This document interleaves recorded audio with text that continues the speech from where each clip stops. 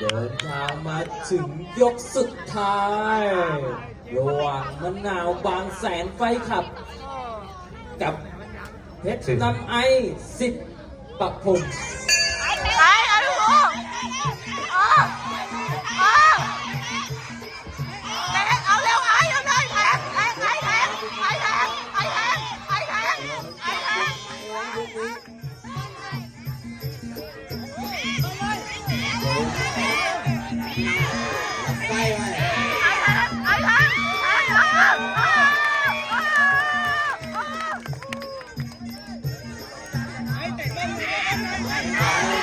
ซ้ายดีซ้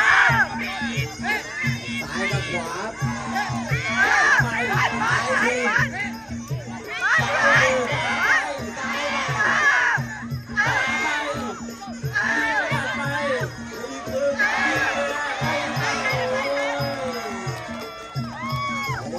มันเตี้ยอ่ะไปดิไป